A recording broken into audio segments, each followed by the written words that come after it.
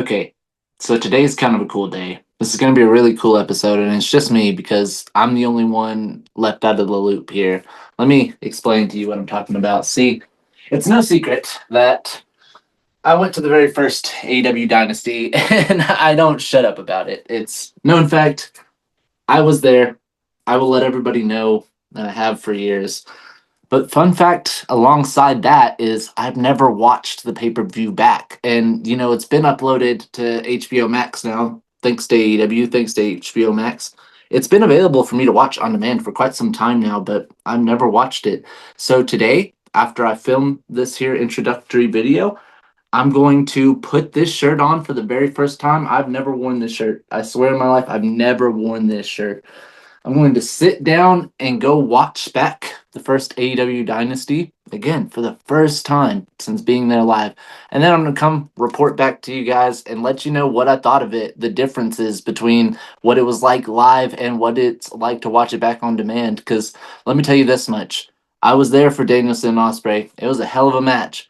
I still don't think that was the match of the year, so I'm really interested to see, watching it back now on demand and watching it back from pay-per-view standpoint, is it going to hold more value than what it did when I was there live? Because being there live, obviously, the energy in the arena was insane. There's so many matches beyond that. I can remember the energy in the arena just being impalpable. It was something I couldn't describe. It was my first pay-per-view, to be honest with you, so I had never had that feeling before. Pac, Okada, I'm excited to watch back. Strong, O'Reilly, I'm excited to watch back. There's like a handful of things I'm excited to watch back. So without further ado, let me shut up and go watch the pay-per-view.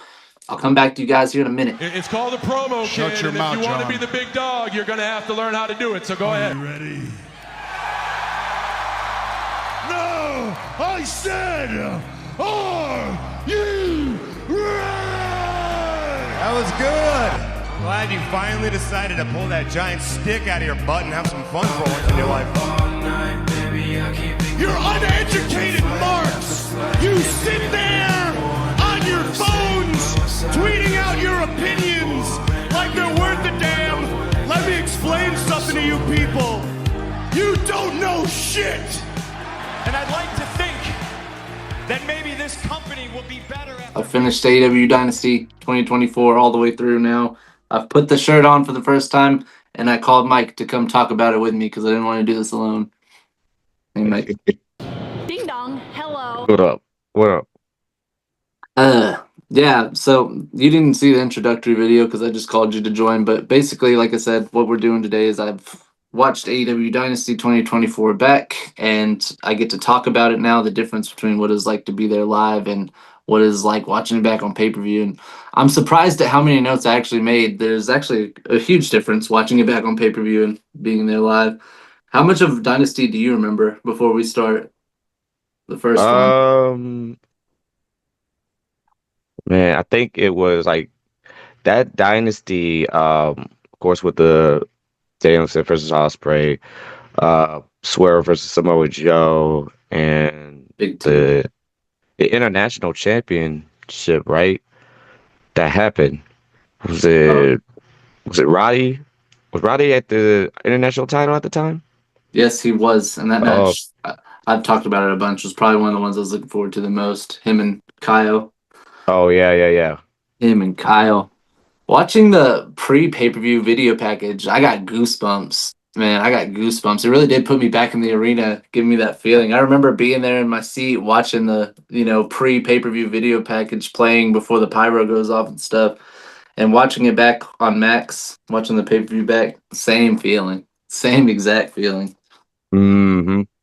Whoever, I've said it a couple times now, whoever is working and running the video graphics and video editing department at All Elite Wrestling, y'all deserve a raise.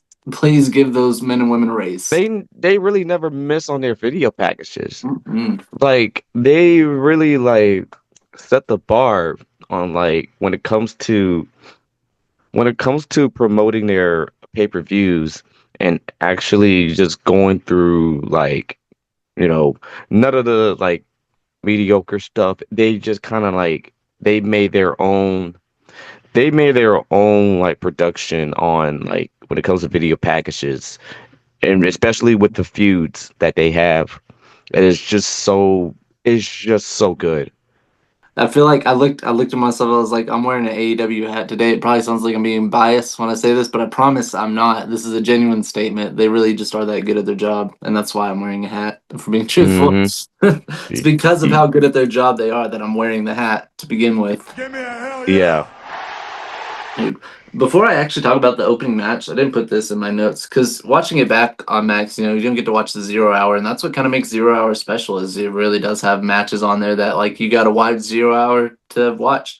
One thing I have to mention at Dynasty that I do remember specifically was the 0 hour watching Bullet Club Gold win the 6 man tag titles and the trios titles, the unified trios titles. That's Oh, when they see, had unified the belts. yeah, it was like the ROH and the AEW 6 man tag belt, the trios belts, Yeah, because because that were like they were really because they were in the feud with the Acclaim. yeah, precisely. And it was a hell of a match, and I didn't get to put it in my notes because I didn't get to watch it back, but that is something specifically that I remember that I had to bring up.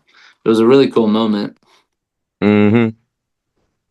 Watching this opening pay-per-view match live was wild for a couple reasons. This Pac versus Okada match, I'm going to be blunt on this subject. No pun intended, or maybe actually the pun was intended there.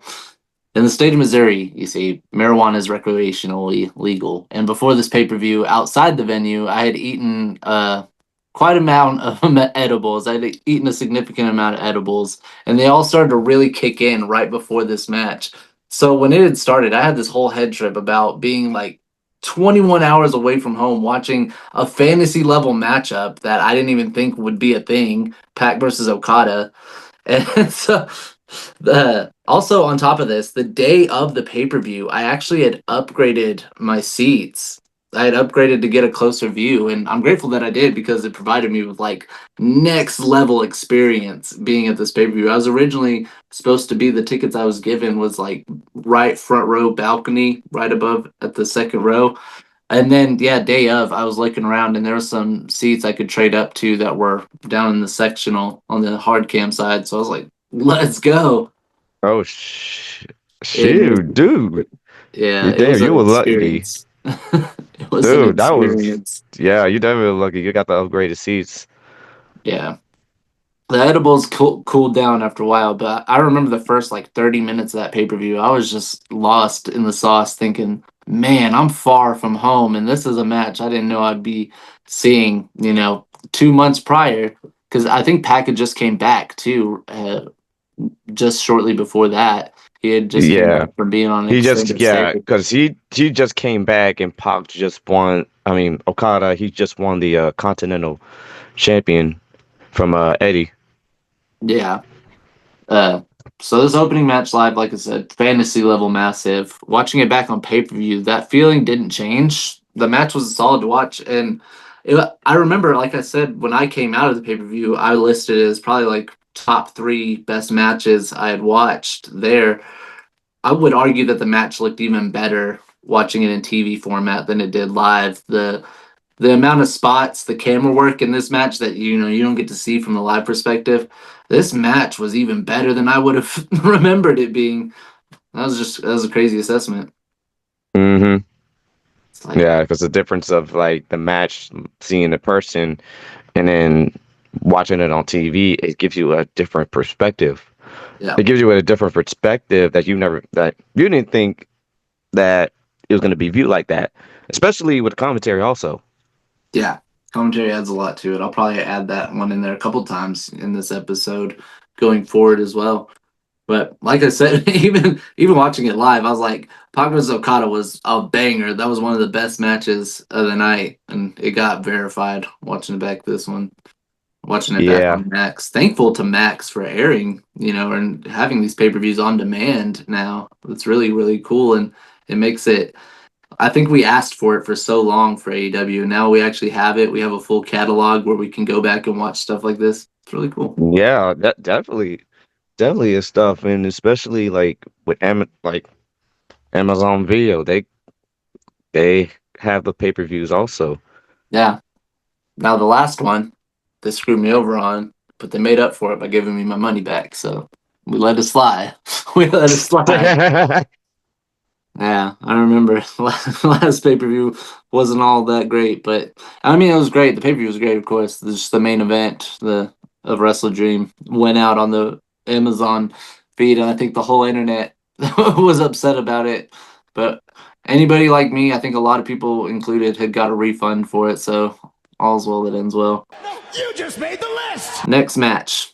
Adam Copeland, Mark Briscoe, Eddie Kingston versus House of Black. And crazy enough, this is one of the few matches on the card that I couldn't have remembered. I actually did forget about this one a little bit. Oh, you didn't know? Oh shoot, yeah, because Adam Copeland was feuding with the House of Black, and Gears are turning. See the gears turning in your head. I remember it now that yeah, I watch it back. Like it did slip my mind. Um, from what I could remember, it was a decent match. I remember at least screaming the Metalingus entrance. Like that never gets lost on me. I can remember every time I've sang Edge's entrance theme in an arena. Uh, mm-hmm. it just slipped my mind a little bit. And yeah, I think watching the match back in TV format, it was an all right filler. Kind of makes sense why it didn't really like stick in my brain, stick in my memory. But like all AEW early mid card matches, it was pretty damn good. It was a good match. What did spark my memory, and this might spark yours as well, was watching the finish of the match. Malachi Black misting Edge as he goes for the spear, and then hitting him with the end, hitting him with a spinning wheel kick right in Black the Mass. jaw. Yeah, well, see, they don't call it that in AEW. I think it's called the end, if I'm not mistaken. Yeah, and In I AEW, never really, I never really, you know, I call it Black knew Mass. the name of Malachi Black's finisher. I forgot he changed the name of it because like when he was in WWE at the time before he left, before he got released, it was like Black Mass. Yeah, badass name. So that's what I call Yeah. it too. Drink it in, man. But yeah, it had slipped my mind a little bit. Still, said there was a lot of rivalry that went on between Edge and the House of Black that was integrated in this. As soon as I saw the finish, though, I was like, yeah, I remember that. I remember seeing the black mist up in the air. Sick. Yeah. It was sick. It was one of the things I was filming a lot, and it was one of the things I didn't film that I wish I could have got. I tried. Julia Hart versus Willow Nightingale. I remember the build up to this match more than I could the actual details of the match. The build up was great, and I was really behind Julia Hart as the TBS champion at the time. I was really Yeah, behind her. her TBS run, her TBS title run, she definitely stepped up. Hmm. It was what was cool about her reign was not only did she look good with the title, she started to integrate her being champion into like little things like her hat. She had like bits of her entrance that would change because uh, I don't know. There's just something more organic and different about her being champion than the rest, where she, like I said, would integrate it into her persona and her character. I think Hmm.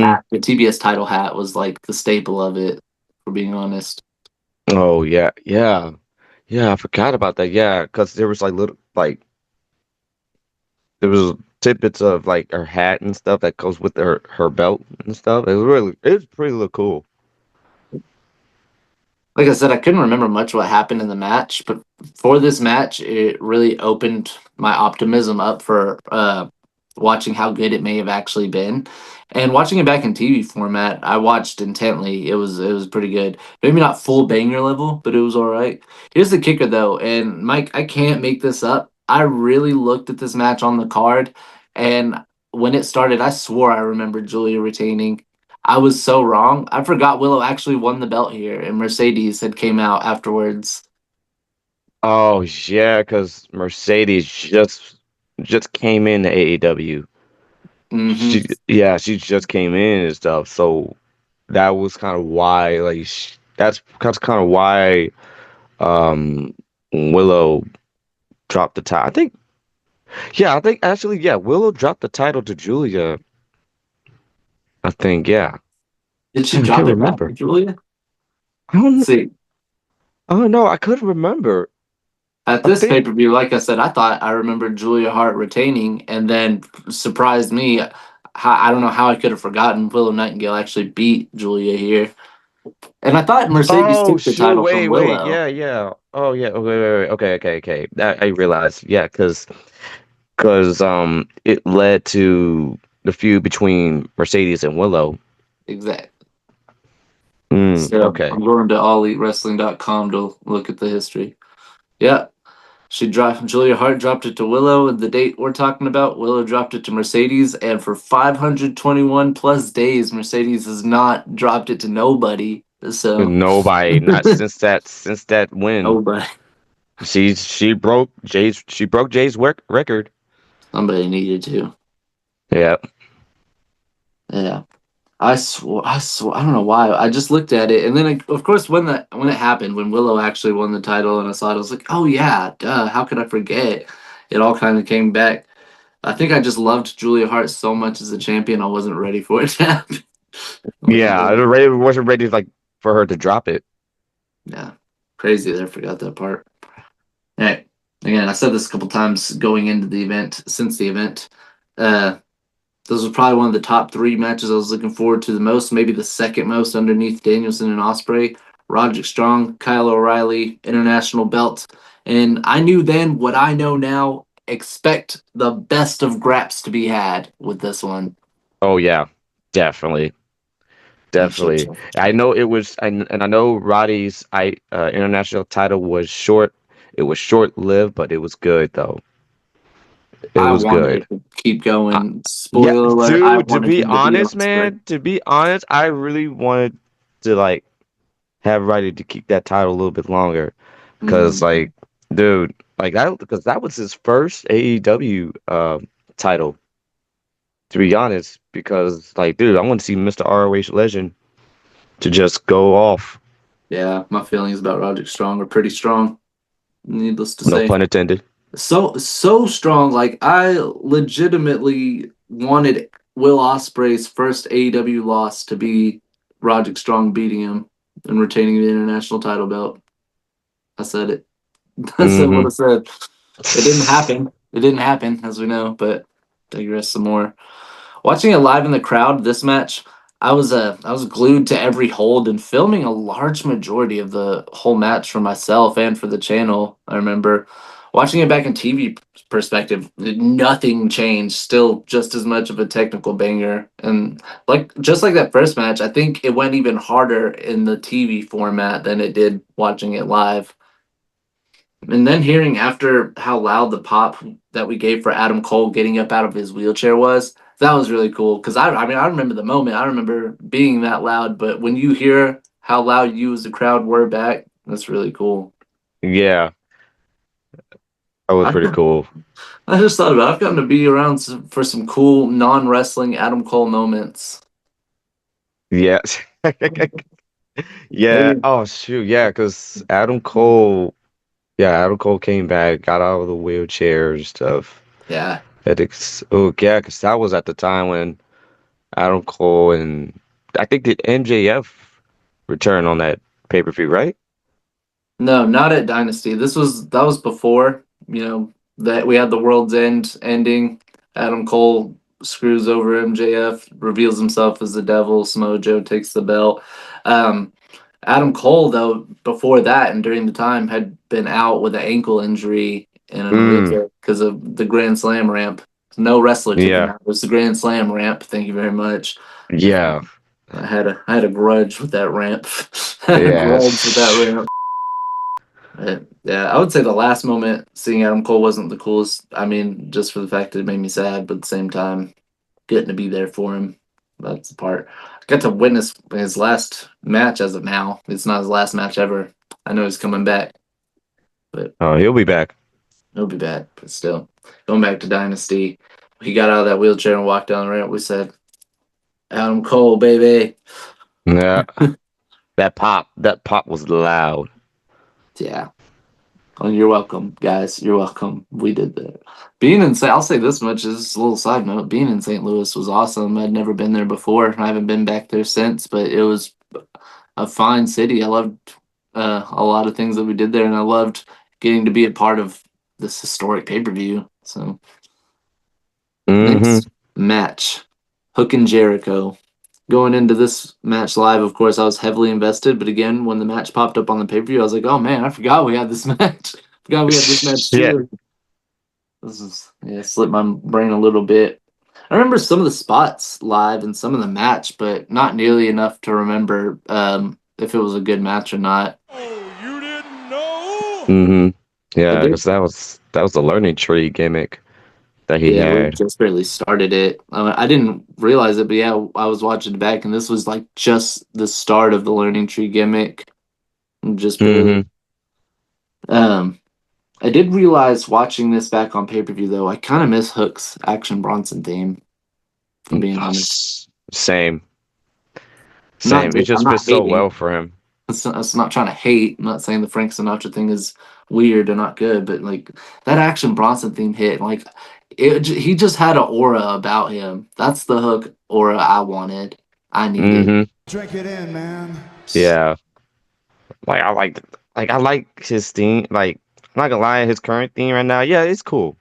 It's cool stuff, but something about the Ashton Bronson one, it just feels different. It's got a vibe. That's what I'm Yeah. saying. That's an aura. That's what the kids call aura these days. Or Uh, Another note I had to make, I didn't remember much about the match until I started to hear the Fozzy sucks chants, and then like a Vietnam flashback. I was transported back to the Chaifetz Arena, and I remember the please retire chants and all that stuff. I wasn't chanting alongside. I remember standing there specifically in the middle of please retire chants and saying, I'm not gonna say that. Y'all not gonna get me to say that. I can't say it. I just remember like being baffled by how hard St. Louis, Missouri was going at Chris Jericho during this match, and that made everything come back. This is where it damn. all started. All the please retire hate, all that, it started right there It at came from the Dynasty. yeah, like it definitely brought the like this is how the learning tree gimmick came about. And I didn't hate the learning tree gimmick, but apparently that didn't help the situation. I, I liked that it leaned into all this. I liked that he leaned so hard into the please retire things and the you take up too much TV time thing, to where he literally made a show called TV Time with Chris. TV time. Quinn was kind of responsible for that. I'm saying, man, I'm saying the fact that he responds so well to that is what makes him so good and makes him so relevant in this business for 40 years, like literally 40 years it's been. Oh my god, that's just great. That's just like I don't know that it's been an actual 40, but at the same time, like for the better part of that number. yeah. Yeah. Watching this match back in TV format, it was honestly better than I remembered it being or expected it to be. The FTW rules helped that a bunch. It's kind of hard for me to hate when there's a hardcore stipulation. And Hmm. another thing that I didn't have live that I got with this that was really fun was hearing Jericho apologize to Hook through the camera. I didn't expect that to happen. I didn't know that happened. So it was really funny to me. Yeah. He had this whole it was funny watching it back because again we don't get to hear a lot of commentary, we don't get to hear the story being told or hear the mannerisms that verbal mannerisms that Chris Jericho is saying, or Taz for that matter. I didn't get to hear any what Taz said. He said some shit. um yeah, not having that live, it makes you miss a component. And when I watched it back on pay-per-view in the TV format, I would see Chris Jericho and be reminded he had this whole like cockiness about him, like he's a heel but he's acting like a baby face. He's acting like, oh, I just want to help you out, or like I don't want to beat you up type of deal. I'm doing this to help you out. And yeah, so those, like I said, verbal mannerisms he had were so hilarious. Yeah. Hi guys. Exactly. Exactly. All right, second half of the pay per view, and this start of it is awesome. Tony Storm versus Thunder Rosa. Mm. Oh man. It was like for the women's title. Yeah, AEW Women's Championship match. I remember live at the show. This match was one of those ones I knew would be good, but not the match I was looking forward to the most because I'm just not like a huge Thunder Rosa guy. But I do remember, with all of that said, this match was a lot better than I'd anticipated. I remember being there live and saying, exact quote here, didn't expect that to go off that hard, but it did, because it did. I, Yes. I remember being there live and saying that, and I remember too coming out of that after Dynasty, coming on the show and saying, you know what, I need to give Thunder Rosa a little bit more credit. And then we went to the All In series, and then all the work Thunder Rosa did during the All In series at the Esports Stadium, I've never had a bad thing to say about her since then. So Oh no, Thunder Rosa, she always come through. don't She think that always. I'm still not a huge Thunder Rosa guy. That's how I felt at the time, but she changed that. Hmm. Uh, I didn't realize at the show either that the moment she took the mask off, she had no face paint. This may sound crazy, but I thought her face paint had just been sweated off early in the match so soon because she had like eye makeup on. So from my far back perspective, I looked at Thunder Rosa's face.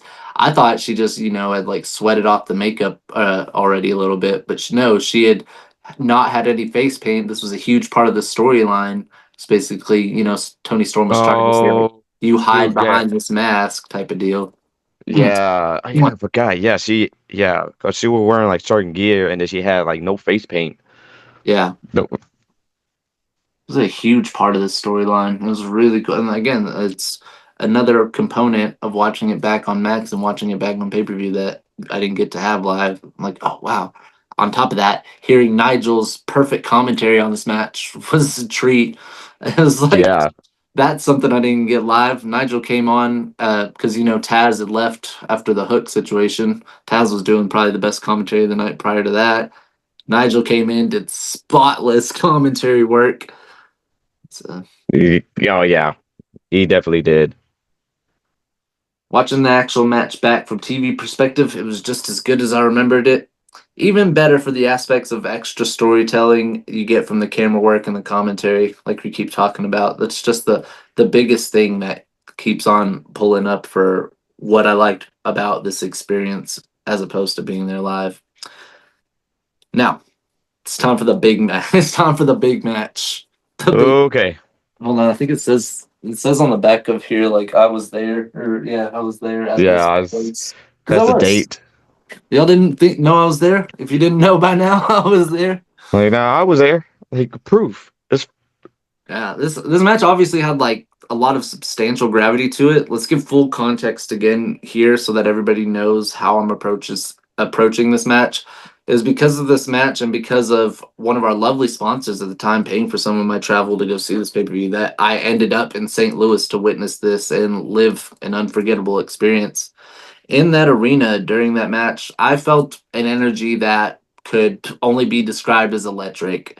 I remember everything about that match and being at it live. I remember all the spots and how I filmed them myself in the crowd. I remember the annoyance I felt every time I saw somebody get out of their seat to go pee or go get snacks. Like, how are you going to leave now? This is the moment you're choosing to get up and leave. Too many people got up during that. it's like it's not a bathroom break match. It's not, Mhm. dude. Like you could I have. remember everything. I remember everything That about match was so good, dude. Yeah.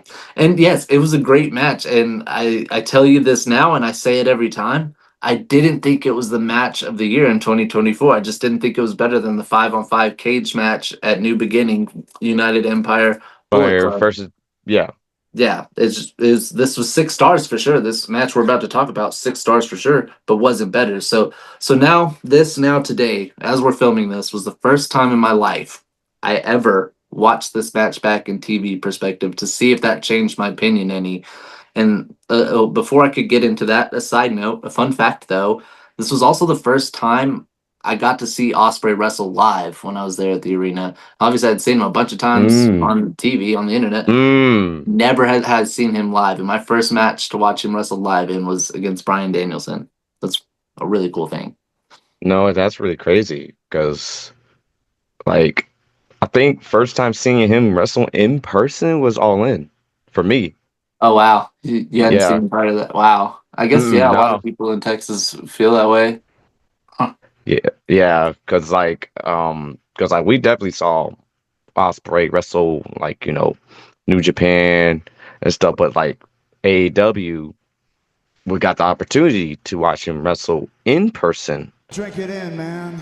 So that is definitely like Osprey never misses when it comes to his matches because he makes it really good. He makes the matches with anybody that he's in the ring with really good. And then I got him with the greatest of all time. And then, Or of course.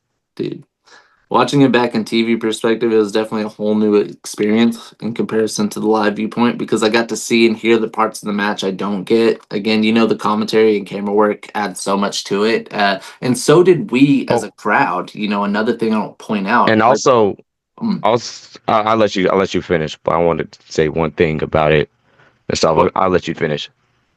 oh, I was just gonna say, like, us as a crowd giving the energy and reactions to this match is one of the things that make it so damn good. When I go back and watch this, I realize why people revered it so much because the energy we had and the energy I just described as electric was something that translated through the screen. Like, whoa, this is something huge.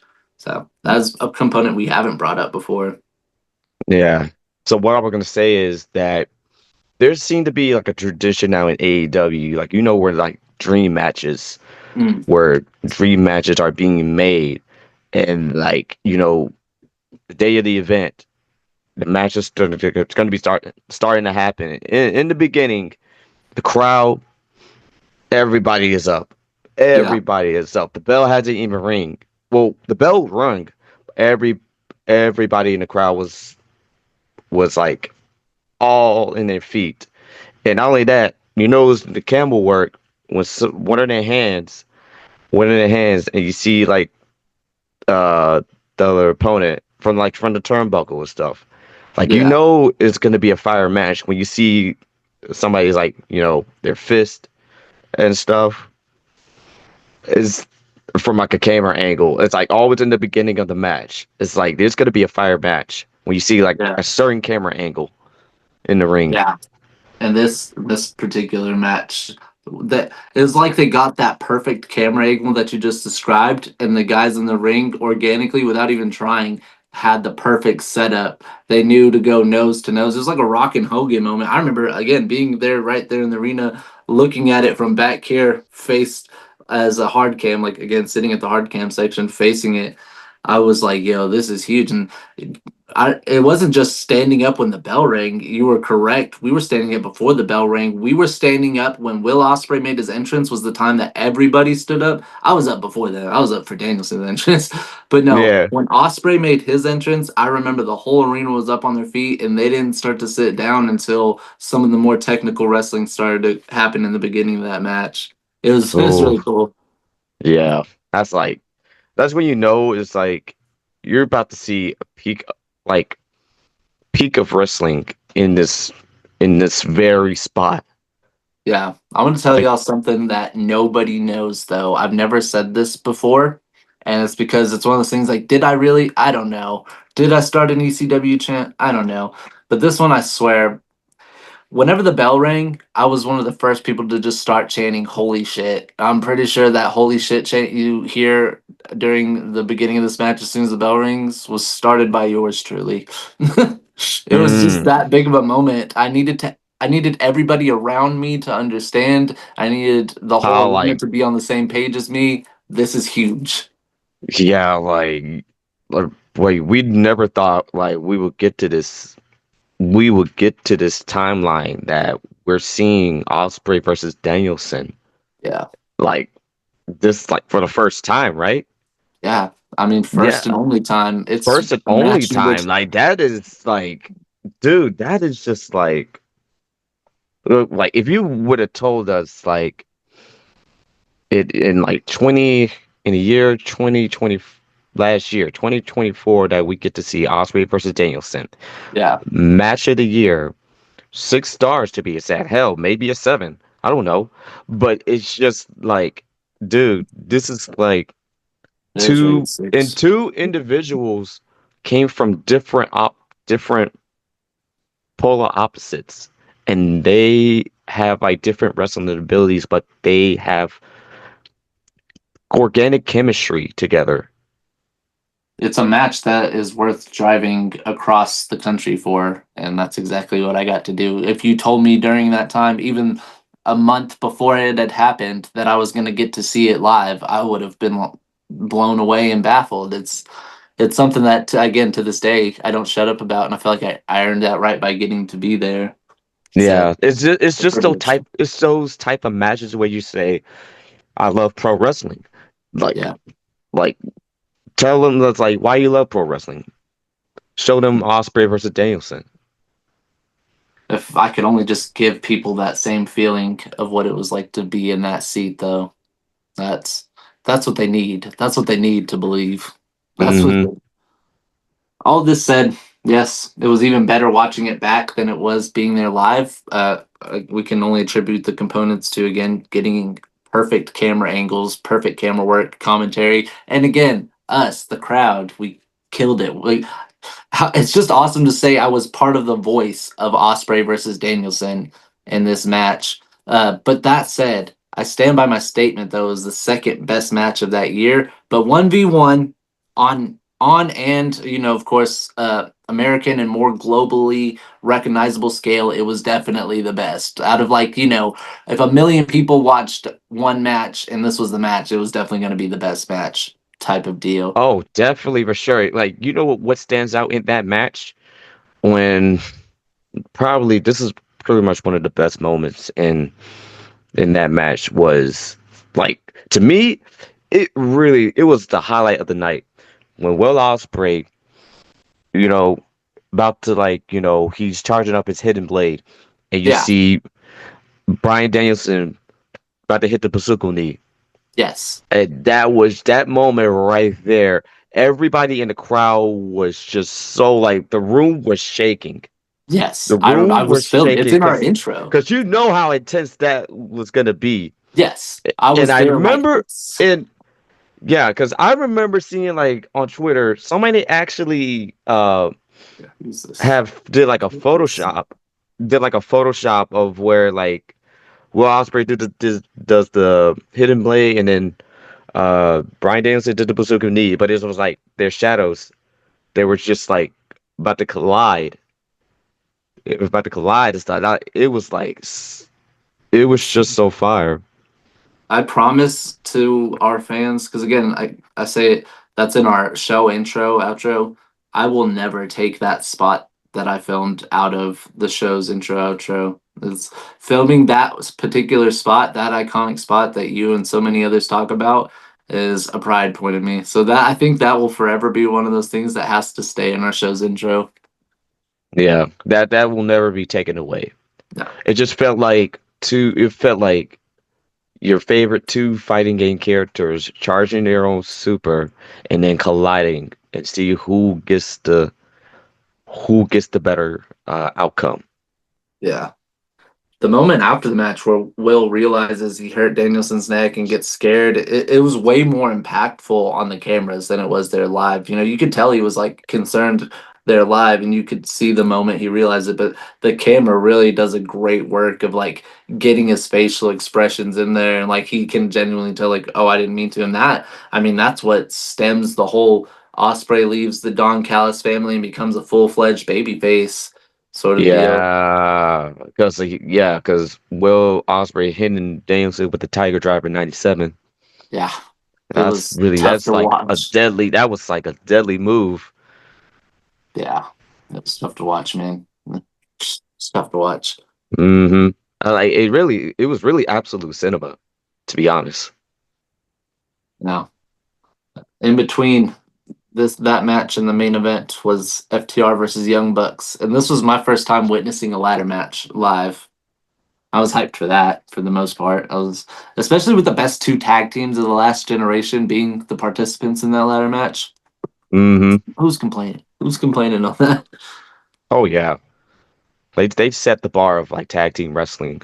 Yeah. Yeah, I'm one of the few people that never complained for all the times Young Bucks and FTR have wrestled each other on pay per view because like they're just the two best. Like Yeah, They really are. They really, really, really are. You can't take that. You really can't take it away from both of those teams. Yeah. I look back on this match and I don't remember but like one or two spots, and then the result of the match was Jack Perry showing up and claiming the elite. But I think I spent so much time filming during this one because I was so highly anticipating a ladder match. I was like, I've never seen a ladder match live. I want to film as much of it as I can. I didn't get enough time to really soak it in, and so, ironically enough, too, I haven't really gone back over that footage since I did the Dynasty episode. So I spent all that time filming, and I've never like put it out as a live match or anything. Hmm. Mm. So this experience and watching it back presented the perfect opportunity to just sit back and watch it and really drink it in, man, so to speak. Yeah. Drink it in, man.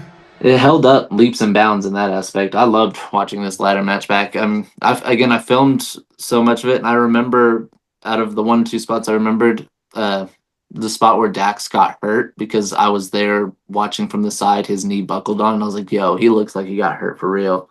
He did. Hmm. Um, yeah, but it held up leaps and bounds as a whole match. I really enjoyed watching that match back. I think that was the one that I got to soak in and enjoy the most out of all these matches I watched back. Oh yeah, definitely. Give me a hell yeah. Okay. Swerve, Samoa Joe, the main event, the crowning moment. Like legit, bro, the closing shot to our show since season 2 has been Swerve holding up that title because it was that big of a moment, and I knew that when going there. It wasn't just Danielson Osprey that was bringing me there. This was a whole huge iconic moment that I was perceiving to be true. I mean, we all felt. I think we can all say it was from the live perspective and outside the live perspective. This match and the feeling it had behind it had to have precise expectation. Deliver a great match. Crown the first ever Black AEW World Champion. If those weren't the things that were ending this show, then there might actually be some serious conflict between fans. And so Hmm. deliver a great match, crown the first Black AEW World Champion. We did that. All the pieces and all the cards fell right into place for this. It was It the really perfect did. time. It It was the perfect really, time. really did. It really set the tone because it was Swerve's like Swerve's is having this big push ever since like between him and Hangman. Like that really, but it really elevated Swerve and Hangman, like their character developments, like dramatically. It was And a now weird spot. I yeah, remember it was a weird spot because the pay per view before at Revolution, we knew Swerve and Hangman hate each other, but Joe's the champion, and you can't put the world title in the hot rivalry. So we all thought that's where Swerve gets the belt, and that's where we're crowning it, and that can like integrate the title. It didn't happen, and that was like that sparked backlash. I remember even saying, if they don't give Swerve the number one contendership and make him the next champion at the next pay per view, they're in trouble. And I mean, that's how we got here. That's how yeah, we got here. definitely. Swerve proves that he's the main event. Yeah. He's on main event level status. Thinking back to season 2, I remember it was part of our journey. We were covering, so much WrestleMania 40 and Cody finishing the story, and I was telling Dylan like, there's a whole other story we got to be talking about, and why WrestleMania's season can't end at WrestleMania is because I swear Swerve has to finish this mission of becoming the first Black AEW World Champion. And the more we got closer to it, and like after Revolution had came and went, we still had this window where what I was thinking was coming true. And I said, okay. And I made it's funny. I made a joke about it on the show. I was like, I want to be there to see it live. I think it was when they announced Danielson Osprey. I was like, how are we getting to St. Louis? And it's crazy that I actually was there. It's crazy that I was actually there, but this was a big reason. So to close out our season 2 with getting to see such a huge moment, I think that's why again it's like the Osprey Danielson thing. How can I take that out of our show's intro? I can't. Yeah, no, you really can't take that because that was really historic. Yeah, That was really historic and stuff, especially just like, it's dude, powerful. and the fact that that was the match that closed the whole event. Well, That and we knew. We yeah, knew. of course, but it was just like a match that closed the event that Swerve became like we just got a first black AEW World Champion. That's Mhm. really big. No, that's really big because you don't really see like matches like wrestling matches like that where a black wrestler wants the world title to close the show out. Yeah, it was. I mean, it wasn't just him being the first black AEW champion. He was the first African American male to main event Main AEW pay event. per view for a world title as well. And then the referee, Stephon Smith, that was his first ever time to referee a main event world title match. There was Mm-hmm. so many cool things to it, and that's how, again, saying the statement we all knew, as pertaining to being there in the arena. As soon as I realized, as like a lot of people, Osprey Danielson is not the main event of this pay per view. The dream match is the main event. That means we're closing on a moment, and we all knew what that Yeah. moment had to be. The icing on the cake. It Yeah, was definitely like swerving in the wearing the AEW World Title was the icing on the cake, and the yeah, fact that it's like, dude, Swerve had the culture on his back on he this really one. did. He had the Yeah. culture on his back. Yeah, it was just like the opening pay-per-view video package. The video package for this match got me hyped. It was like I forgot how huge the storyline behind this iconic moment was. The storyline was massive. The swerve was really building and building momentum. Oh, And I can look back now as far as like from the journalist perspective and how my mindset was at the time. I was still so green to so much of this.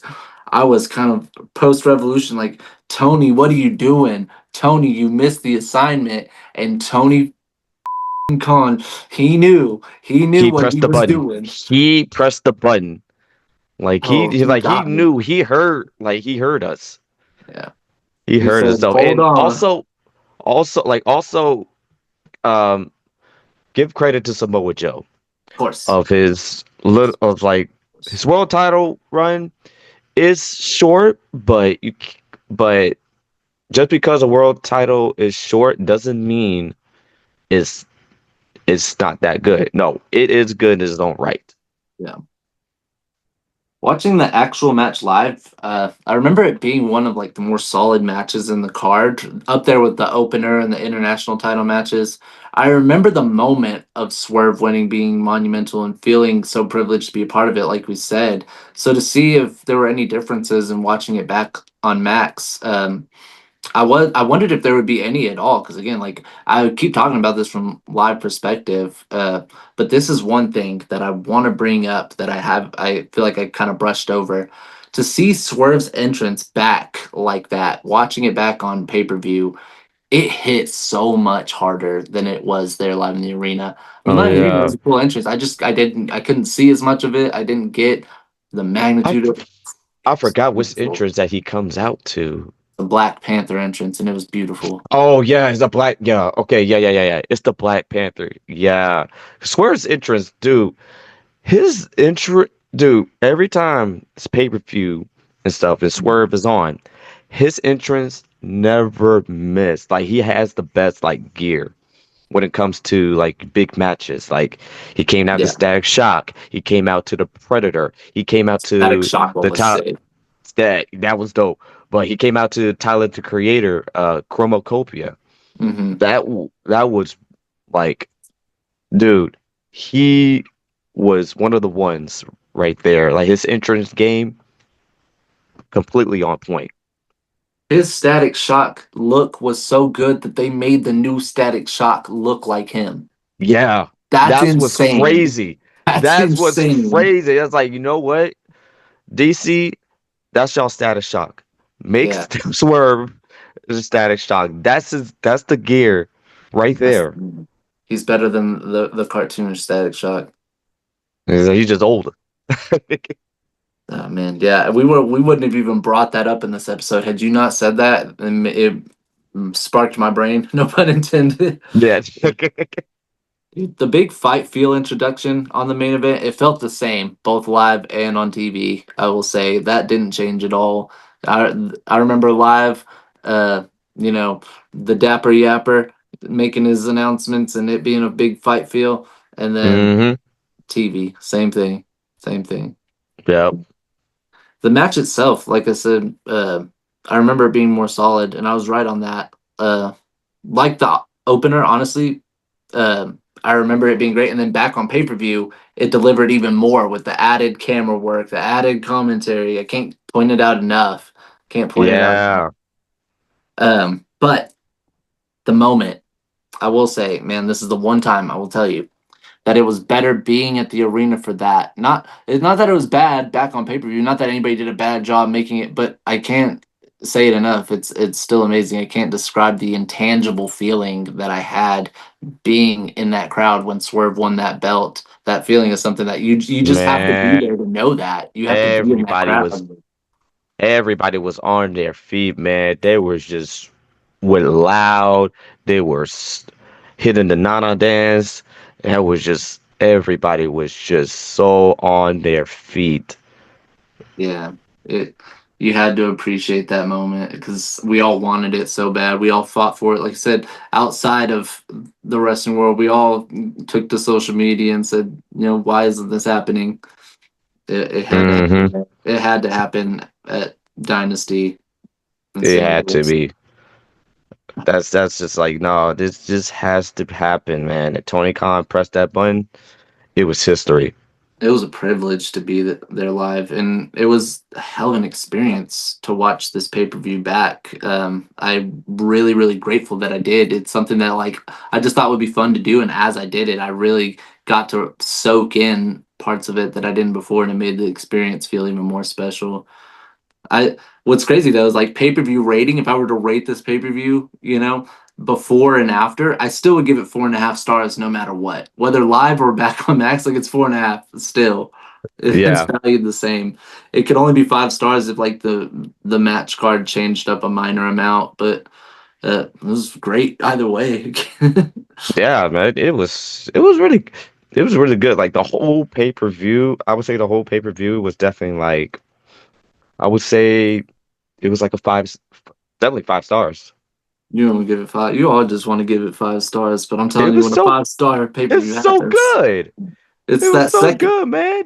I think when I look back at it, not being able to remember the trios match, Adam Copeland, Mark Briscoe, Eddie Kingston versus House of Black, that's the one thing that keeps me from going full 5 stars on it. It's like, well, I didn't remember that match, and it didn't seem too like banger of a match. It was just a good filler.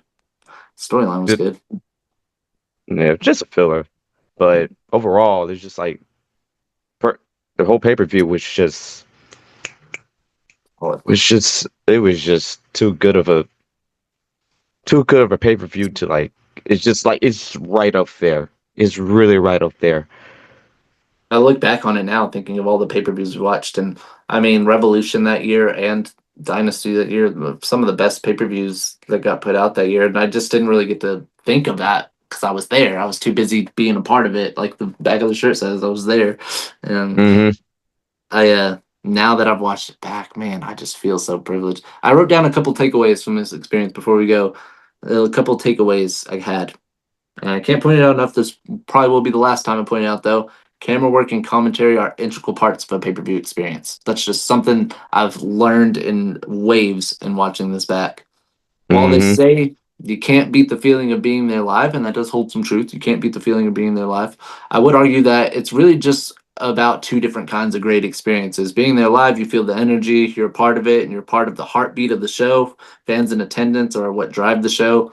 So it's unmatched for sure. But I think what you do miss is the full scope of it all. You're so busy being a part of it. Like I said, you don't get to fully digest it.